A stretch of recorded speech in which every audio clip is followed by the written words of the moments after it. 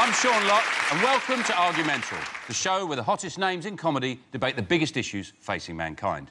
Here to argue such burning issues are our teams. In the red corner, Captain Sean Walsh and his guest, Jimmy Carr.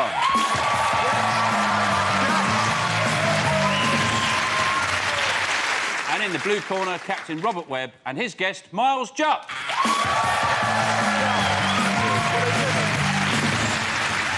OK, let's kick off with round one. Tonight, the subject under discussion is elitism. Who runs Britain? Well, she just does the stamps. He thinks he does. He knows he doesn't. He really wants to. Or is it their old school chums, Piggy, Squidger and Crabs? What could possibly go wrong? Oh, where's all our money? The country's knackered, but what's the alternative? You want these nutters in charge, do you? They won't empty your bins. The issue I want the teams to argue over is this. Britain should be run by the rich. And supporting the statement on behalf of the blue team, it's Miles Jupp.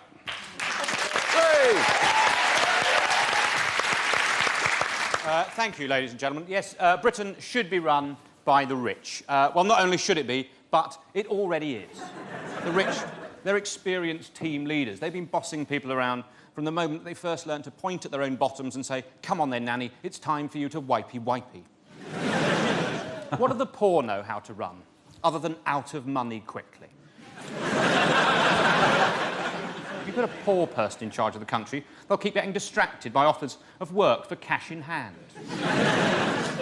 They will. Can you chair a meeting of Cobra this afternoon, Prime Minister? I can't. A man in Forest Hill is giving us a score to do his crazy paving. The thing about the rich is they can afford to run the place even if they're stupid, because they can afford to surround themselves with clever people to advise them. George Bush had Karl Rove. Alan Sugar has that Nick man who may well have hemorrhoids.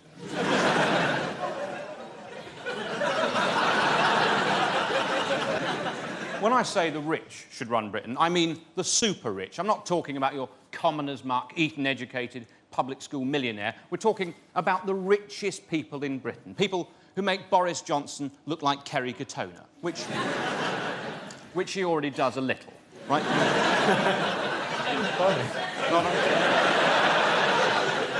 Many he thanks. really does, though, doesn't he? Pip, pip, what-oh. Dig deep. For the school honour, come on. You can do the voice, Jimmy, but I know that you weren't that well schooled. He's right. I wasn't a professor in Balamory.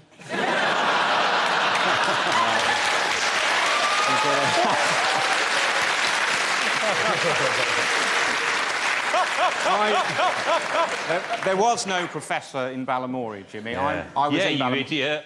He was an inventor! Sorry, someone in the audience has just gone, that's where I know him from. You're right, madam, that is where you know me from, and not any of my other BAFTA-nominated television work. Now,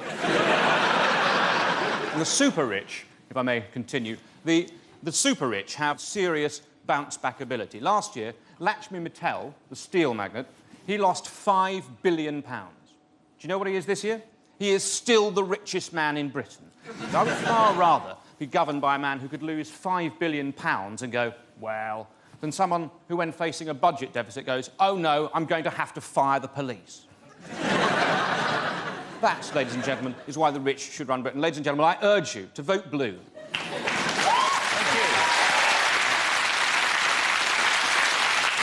Thank you, Miles.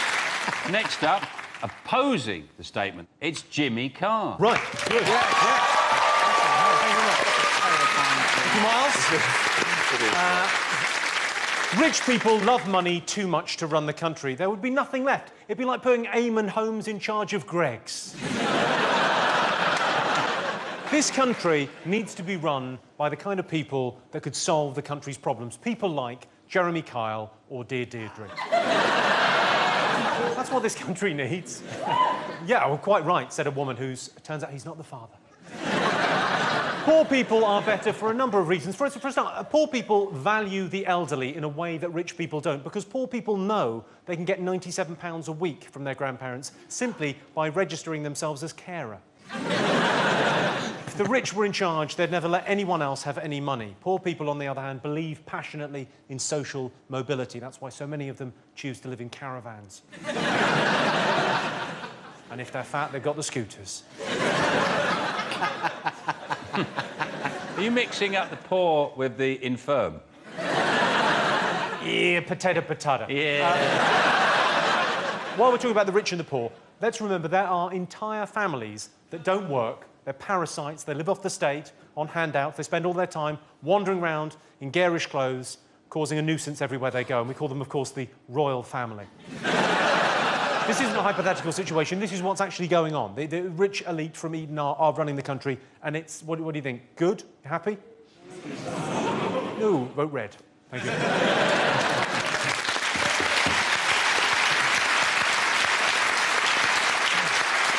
Thanks, Jimmy. So, Sean, Robert, have you got anything to say to support your teammates? Well, yeah, fine. But, I mean, if the rich won't want running the country, then who's going to run the country? The poor? I mean, who's going to look after the calf?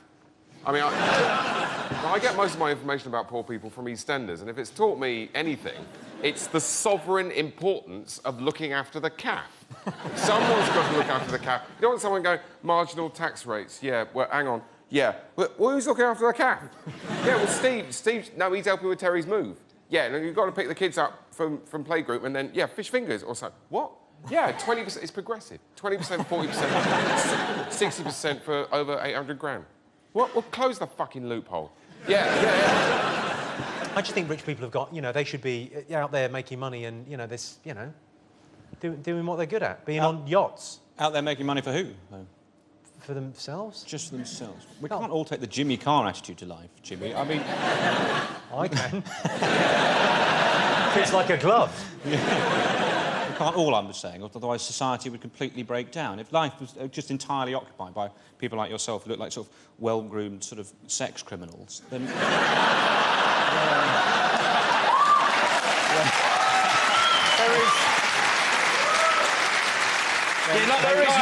There is no getting away from the fact that I do look like a gentleman rapist. Yeah. Also, like the MP's expenses scandal is a good example, because it was the richest ones that had the most crazy claims. All the moats and the duck houses, they were already wealthy people, and they just wanted more and more in a sense of entitlement. But what I would say to that is, doesn't that show the great ingenuity of the rich? I wouldn't know where to get a duck house from. But a rich person goes, well, I know exactly the chap who sells duck houses. I'm going to phone him up, Duck House Jack. And he makes seesaws for pandas. He's an amazing fellow. I think basically what should happen is the rich shouldn't be... We shouldn't just have an election once every 5 years. What we should do, we've got the technology for X Factor. People get involved in that and they vote on who they want to sing. And it's of no importance at all. And we've all got phones. We should all be registered and vote on everything. But the danger of that, of course, is that people aren't informed, aren't they? That's one of the big problems, is that people are distracted from political debate by show business and celebrity. Karl Marx famously said, religion is the opiate of the masses. If he was around today, what he'd say is, oh, God, Cheryl's back with Ashley. Oh, I can't believe it. Can't believe she's back with him. I'm going to text Engels. Yeah. Engels, OMG. They're back together again, it's amazing. This is how I think the super rich see the country is. It's a bit, sometimes I'm at home and I'm on my sofa and I've got all the cushions just right. And it's just everywhere. It's nestling on something soft and comfortable, and I've got my head at the right angle, telly's on, and then someone comes in the room and they just look at you as if to say, you're not going to keep all those cushions, are you? And eventually, after a while, because they just stand in front of me with their arms folded, shaking their heads, I go, there you go, then. All right. Super rich don't do that. I know it's not the strongest political argument. But they keep all the cushions, that's what I'm trying to say. Yeah. Sean, do you ever have it when you're watching television, you've got your hand, say, sometimes I have it in between my legs, just there, watching television, then I go to use remote control. I go to use remote control, change the channel, and then I can't remember where my hand was. So that, it was in such a comfortable place, and you're just going, where Where was that lovely, comfortable place? Yeah, I'm with you, brother. With you on that. Yeah. Please vote red because we're very much the mixed ability team.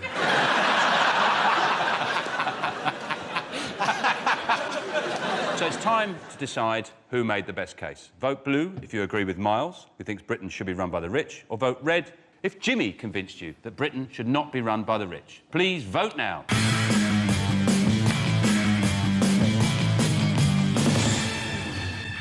Definitely a victory for the red team! Thank you.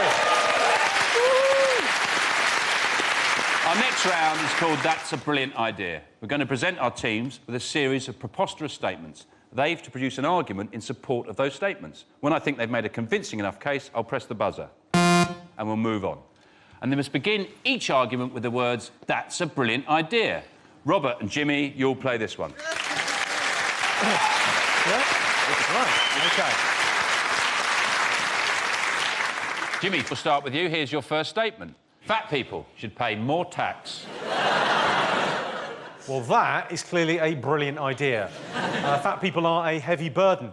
But they do. I mean, it's just a fact. They put a great strain on the NHS, not to mention seesaws and swings. Fat people have stretched government resources and elasticated waistbands. If they're going to pay more tax, I think we should put it in terms that fat people would understand. We should say, we're going to supersise your tax. You're going large. Robert, the elderly should be given free cigarettes. Yes, that is a brilliant idea. How else are we finally going to get rid of Bruce Forsyth? Thank you. Jimmy, all children should be given an ASBO on their 16th birthday. Well, that is a brilliant idea. It's a qualification. That's good. And they can probably spell it. It'd be a hell of a year, wouldn't it, getting an ASBO on your 16th birthday? That, a baby and chlamydia? Yay! I think we should make each ASBO very slightly different as well, so they can collect and swap like Pokemon cards. It's all right. It's like getting a telegram from the Queen telling you she thinks you're scum. Robert, here's your next statement. Every film should have an unhappy ending. Yeah, that's a brilliant idea because life is unhappy. And so I think at the end of Annie, she should die. At the end of Titanic, they should both die. And at the end of the Muppet movie, everybody dies! Did you see the Passion of the Christ movie? They Did he tacked die? on... No, they tacked on a bullshit Hollywood ending where the hero comes back. Oh, I hate that. I hate that. Ruined it. Yeah. E.T. would have been good, wouldn't it? Because then, rather than going home, he just moves to, like, somewhere like Hemel Hempstead. Jimmy, Gary Glitter should be given a second chance. That, Sean, is a brilliant idea. Because, in his defence, kids are cute. Who can deny... I like the people that clapped and then went, what am I doing? He's just misunderstood by people that aren't child-molesting monsters. I think it's a brilliant idea. He just made one little mistake. I say little, she was nearly 12. He should be given a second chance because now Michael Jackson is gone, there is a gap in the market. What you could say describe Gary's mistake, it's a schoolboy error. Good luck, everyone. Well, well done, both of you. Please sit down. Who do you think did the best job? Red for Jimmy, blue for Robert. Please vote now. Oh. Red. It's a red victory for Jimmy. Join us after the break and we'll find out just how awesome this man is.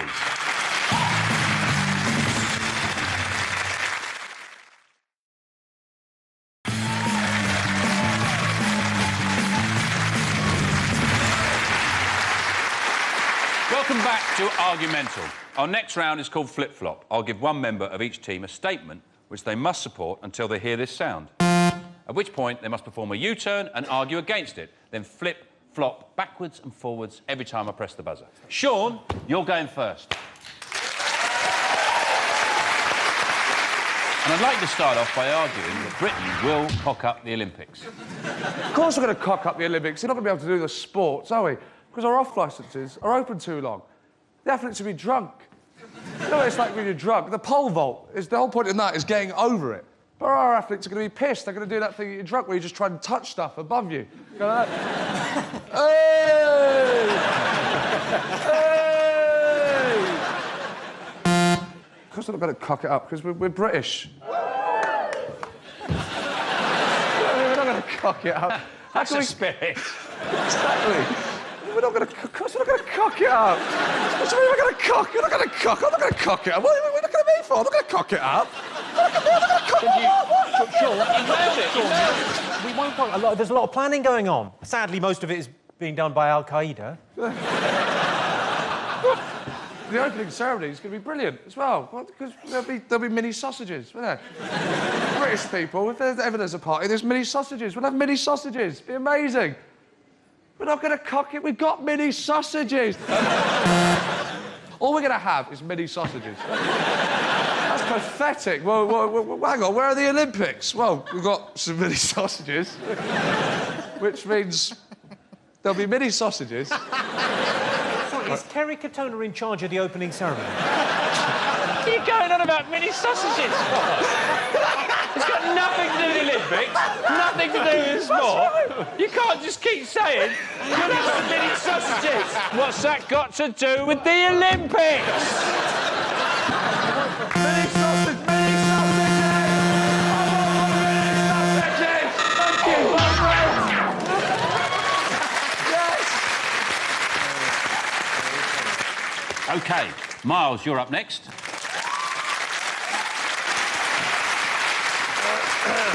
I don't want to be cocky. I'd just like to say good luck with that, because my boy nailed it. I can't think about whatever it is I'm about to do. I'm just excited about the Olympics, which I hadn't been interested in before, but I had no idea what the catering arrangements were.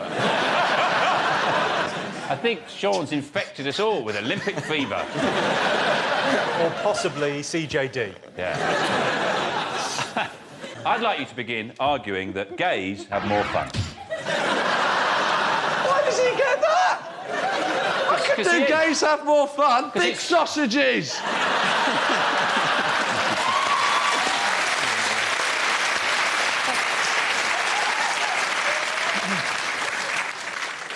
Gays, I imagine...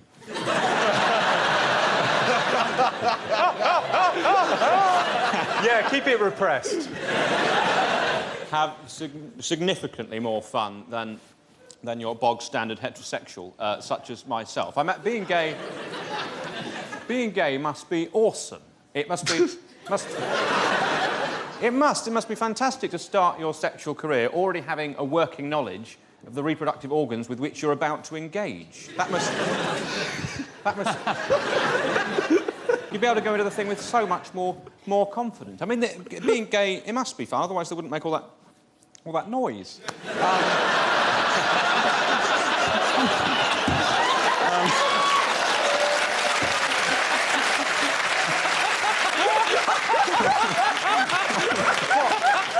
Miles, what noise do they make, Miles? You've heard Will Young sing, haven't you? I can only describe it as a fucking noise. Being gay is not, I imagine, all that much of a laugh. Otherwise, they wouldn't make all that noise. To be openly gay in this country essentially means to be liberated. What an appalling thing it would be to be genuinely liberated. That is simply not what British people are for. I'm going to go to the grave with exactly how I feel about Fiona Bruce. I don't want anyone knowing about it. That's what I do. I lock... Your chest is made of door. That is my impression of a gay noise. That's you trying to get out of the closet.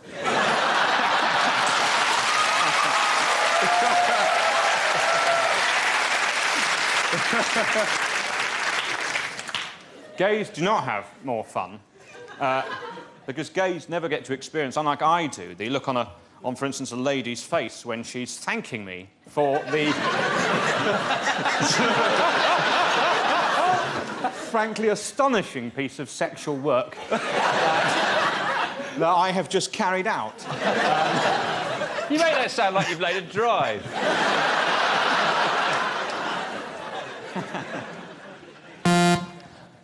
Who doesn't love cock?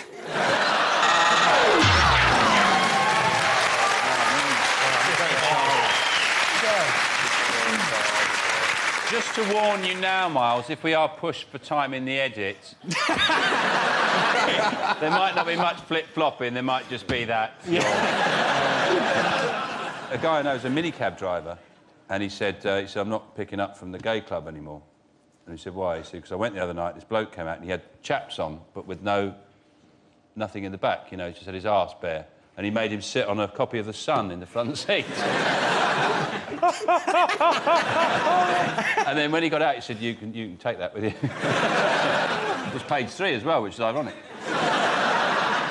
OK, time for the audience to decide who flipped and who flopped. If you think Sean did the best job, hold up your red card. If you reckon Miles flip-flopped best, vote blue. Vote now. Oh, look away, look away, look away. Look away, look away. They've made a mistake. They've made a terrible mistake. An undoubted blue victory. Well done to the blue team. They're colourblind. OK, it's on to our live guest round, and to help us get to the heart of the next debate, welcome tonight's special guest, Prince Albert.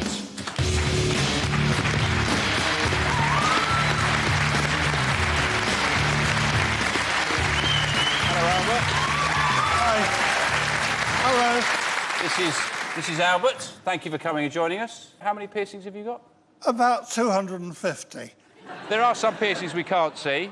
He's even got a pierced Brosnan. Now, I'd be surprised for you to hear that Albert worked for Barclays Bank for 30 years. Is that right? That's right. Yeah.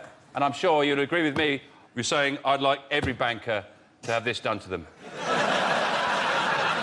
The statement I want you to argue is this: everybody looks awesome with a piercing. First up to argue that everybody does look awesome with a piercing, it's Sean.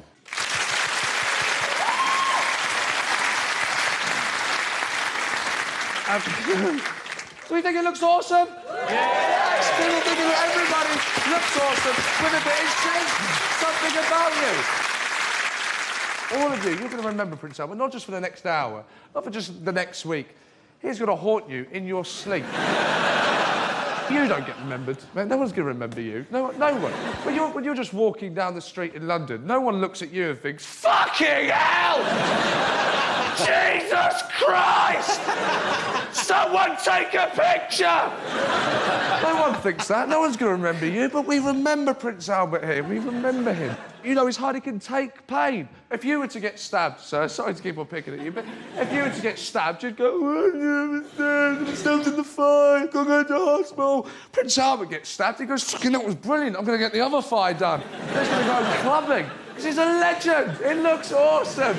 And if that hasn't won you over, just think about how much fun you can have here. He can bury himself at the beach. Just bury himself at the beach. And just wait and wait to freak the fuck out of that bloke with a metal detector. Vote red, everybody. You know you want to. Well done, Sean. And opposing Sean, arguing not everybody looks awesome with a piercing, it's Robert. Hi. Everybody looks awesome with a piercing. Awesome. Awesome. I'm just rolling that word round my mind and trying to get it to fit with what I can see here. To be honest with you, I can't get it to fit. There are words that will fit with what I can see. Words like Christ, stop, and why. But not so much awesome. I'm not going to ask Prince Albert what happened to him during his childhood that made him want to do this thing that he's doing here, because I've got a feeling that the answer might be a little bit, you know, a bit gritty, a little bit BAFTA-winningly hard-hitting. So, you know, it may be... He's standing right there. It may be... Look, come on. Everyone has to have a hobby. I like films. Because lots of people like piercings. Rihanna, Paris Hilton, they've got piercings. Chris Moyles has an unsightly bulbous growth coming out of the end of his penis, called Chris Moyles. Albert actually has something you can't see at the moment. Albert actually has a vajazzle, because he's pierced his genitals so many times that the holes have won. And form themselves into one big one. But, I mean, some people look great with a piercing. Richard Littlejohn's appearance will be vastly improved with a 9-inch nail through his brain. But in conclusion, to paraphrase Oscar Wilde, to have one piercing may look awesome, but to have over 200 does start to look a little bit mental. Thank you very much. We think you look awesome, Albert. Well done, and thanks very much for being a very good sport. Thanks for coming on. Thanks, Albert, everyone. So, Miles, Jimmy, what would you like to say in support of your teammates? I think they do look nice. They can. It's a nice one or two. I think you could overdo it with anything, though, can't you? You could, you know, for instance, a mane of hair. You're meant to be on my team. Well, look at Jimmy. He's got a plank of hair. I think it's nice when people get piercings or tattoos for a reason. I don't mind it. Like, I've met a couple of guys, like sailors, and whenever they go somewhere, they get a tattoo of where they've been, and that seems Where like... did you meet a couple of sailors, Jimmy? Miles just wants a phone number. The piercing it can be sexy. It can be sexy. Sometimes you get women, they have the lower back pierced. It's quite attractive, isn't it? The lower back? They have the lower back pierced? I've never seen that. You ever seen that? Where do they have pierced? That's a wheelchair they're in.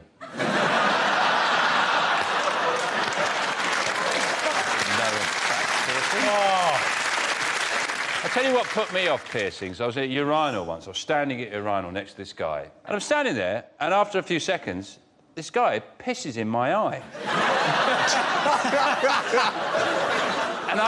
and I said, "Excuse me," because, you know, I thought this is an intervention is necessary here. I should say something. And this guy was so apologetic. He was mortified. He said, "Look, I'm really, really sorry. I'm extremely sorry." He said, "But I've had a lot of piercings in my penis." He said, "I had one taken out recently, and if I don't put my finger over the hole in the top," he said, "urine shoots out the other side." And he said, "And I forgot to do that." And it seemed like a reasonable explanation to me. So I said, "Let's have a look." And he was covered. He had piercings everywhere. You said, "Let's have a look." Well, I wanted to... Well, he had it out. Well, you could have taken out all the piercings in his cock and then sort of played him like a recorder. Now, that would have what you would have done, Miles. Hi, I'm grade 3 on the blue-veined clarinet. Anyway, let me finish. Once again, the audience will decide who made the best case. Red for Sean and blue for Robert. Vote now. Oh, come on. Nailed it. Smashed it. Smashed it. So that looks like a victory for the red team. Well done to Jimmy and Sean. So that means tonight's winners are the red team. Right, just time to say thanks to tonight's guests, Miles Jupp and Jimmy Carr, to our captains, Sean Walsh and Robert Webb. Good night.